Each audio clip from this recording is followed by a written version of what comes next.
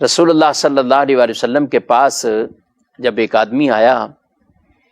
اور اس نے مختلف سوالات کیے کہ کیا 5 نمازیں ہم پر 5 نمازیں ہیں، کہا کہ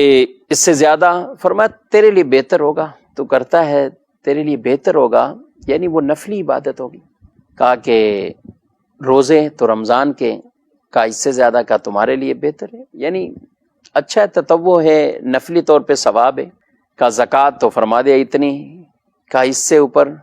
کہا تیرے لیے بہتر ہو اگر تو کرتا ہے، ثواب ملے گا اس پر۔ تو وہ شخص جانے لگا اور کہتا ہے کہ میں اللہ کی قسم نہ اس سے کم کروں گا اور نہ اس سے زیادہ کروں گا، یعنی 5 ہیں تو میں 5 ہی پڑھوں گا، ان میں 4 نہیں پڑھوں گا، یعنی 5 پوری کروں گا۔ اور ایک شرح اس کی یہ بیان کی گئی کہ میں آگے بھی کسی کو بتاؤں گا تو میں انہیں 5 ہی بتاؤں گا، 4 نہیں بتاؤں گا۔ اچھا روزے ہیں تو رمضان کے میں یہی رکھوں گا، اس کے علاوہ نہیں رکھوں گا۔ حج کا معاملہ ایک ہی بار ہے تو ایک ہی بار کروں گا۔ زکوٰۃ ہے اتنی تو اتنی دوں گا، اس سے زیادہ نہیں کچھ دوں گا۔ رسول اللہ صلی اللہ علیہ وآلہ وسلم نے قسم ارشاد فرما کر فرمایا کہ اگر یہ اس معاملے میں سچا ہے تو یہ جنتی ہے، اور ایک روایت کے الفاظ ہیں کہ جو جنتی دیکھنا چاہے تو اسے دیکھ لے۔ جب وہ آدمی وہاں سے پلٹا جانے لگا۔ اب یہ آپ دیکھیے صرف فرائض کا تذکرہ کیا اس میں، اور فرائض ہی ایسی چیز ہیں کہ جو اللہ کو سب سے زیادہ محبوب ہیں، اور رب تعالی کی محبت حاصل کرنے کا اہم ترین ذریعہ، رب کا قرب حاصل کرنے کا اہم ترین ذریعہ کہ فرائض ہو، فرائض کے ساتھ ساتھ آدمی دیگر عبادات بجا لائے۔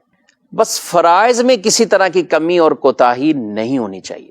فرائض میں کمی اور کوتاہی وہ نہیں ہونی چاہیے۔ جب کوئی شخص فرائض میں کمی نہیں رکھتا اور اللہ کی نافرمانی یعنی گناہ والے کاموں میں جاتا نہیں ہے، تو یہ پھر اس کے لیے بشارتیں ہی بشارتیں، خوشخبریاں خوشخبریاں، کیونکہ آدمی جب گناہ نافرمانی سے بچ جاتا ہے تو بڑے بڑے عذابات جو اللہ نے اپنی نافرمانیوں پر بیان کیے گئے، جس کے اندر